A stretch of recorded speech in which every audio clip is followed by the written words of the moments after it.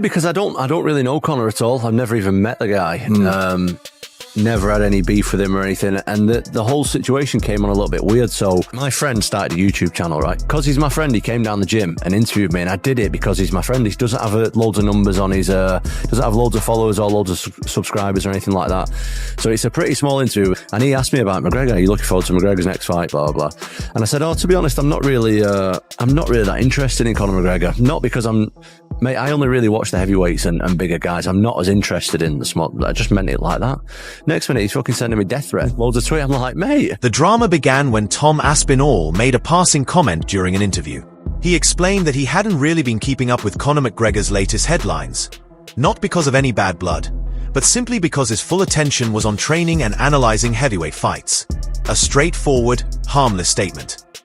But McGregor didn't see it that way. He quickly took to social media, suggesting Aspinall was being disrespectful and accused him of trying to piggyback off his fame. The tweets made it clear Conor wasn't happy, turning an innocent remark into something far more heated. Eventually, Aspinall broke his silence on Piers Morgan Uncensored, where he addressed the situation head-on and shared his perspective. What about Conor McGregor? He's been very scathing of you on social media, taken you on a few times. What do you feel about him? I don't know Conor McGregor. I've never met him. I don't know why he chooses to do that.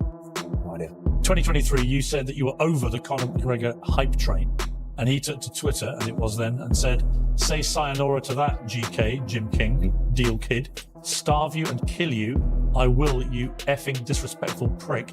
Don't ever speak my name in disrespect again, mush potato head. Yeah, I mean, he's not wrong about the head. The head is quite potato-shaped. I'm all right with that. But I don't know why he's so offended. I just said I'm not... Have you met him? No, I've never met him. What would happen if you met him? Nothing against him, nothing. Unless... I mean, you're massively big. I'm not interested. Really? Yeah. He calmly put the issue to rest, making it clear that his priorities haven't changed. His sole focus is on one goal: becoming the undisputed UFC heavyweight champion. The UFC is about one guy being the champion of each division. I defended the interim once already. It's almost unheard of. That is unprecedented.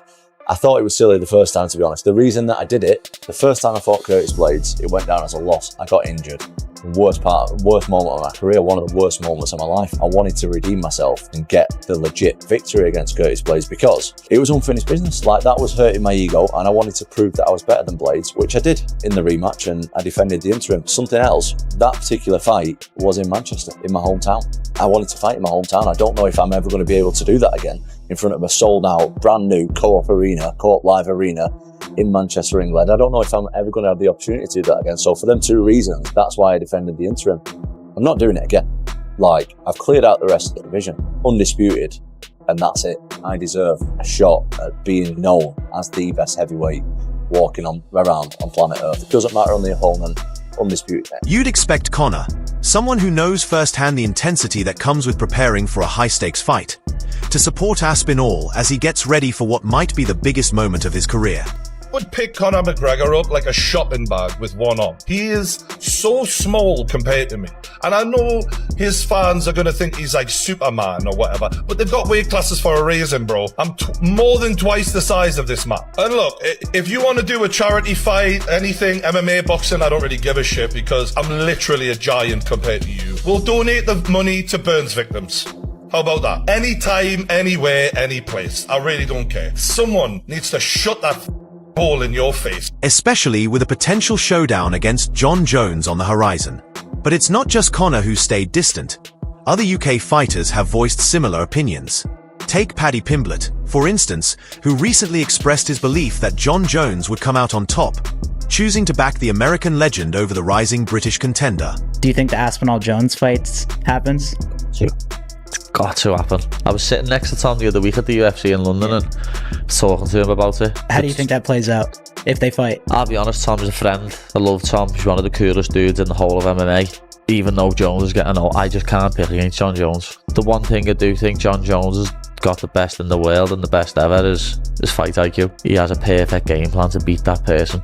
As much as I love Tom and I want Tom to win, I couldn't pick against Jon Jones. It's just something I couldn't do. It's a strange dynamic that's left many fans wondering where true loyalty lies within the UK MMA scene. While some fighters hesitate to show support, a large portion of the MMA community has spoken loud and clear. Tom Aspinall is the future of the heavyweight division, and if the highly anticipated bout with Jon Jones comes to fruition, many believe Jones could be facing one of his toughest challenges yet. Elite as a heavyweight. A lot of the heavyweights, they're good, they're very strong, they're powerful, but they're not as quick and as agile and as technical as Tom.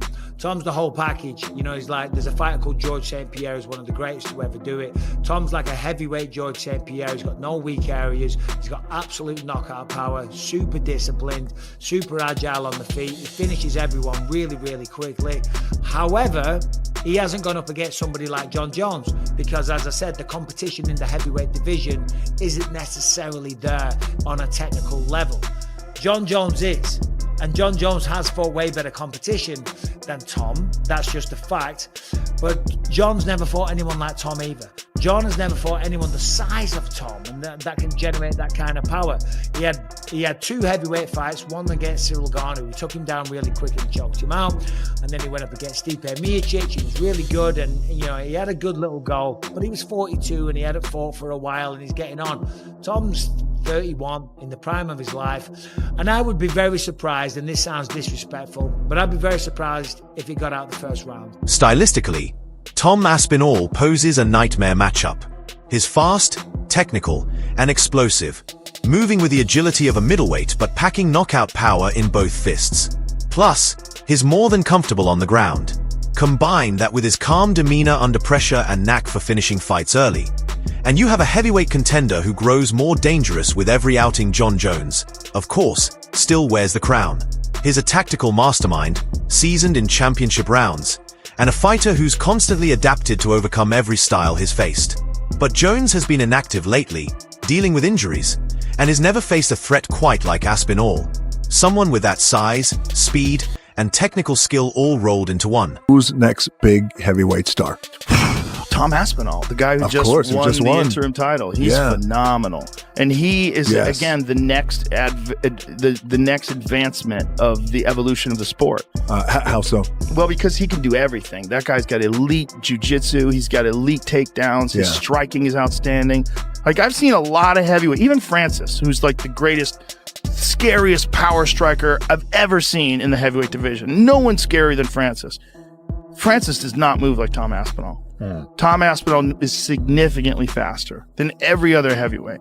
That's a real problem because he's a heavyweight and he's a big guy, a really big guy, but he moves so fast. And so his speed has always been like extraordinary compared to other heavyweights. Like, he just fucking moves in. It's all like fast, explosive movements. So he's got natural speed, but then he's also got a lot of training to execute quickly. So when he moves in, he closes the gap. You can see like he's fast for a big guy. Right.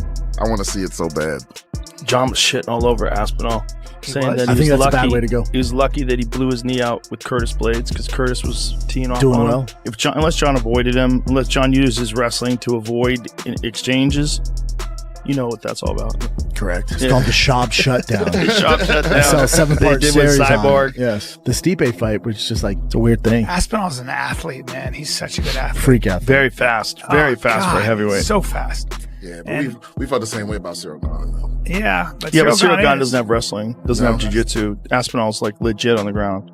Very legit on the ground. So legit that his dad owned a jiu-jitsu gym. His dad's a black belt. He started doing jiu-jitsu at 2. Yeah, I'm interested to see how Aspinall is past the first round, right? Because we've seen him.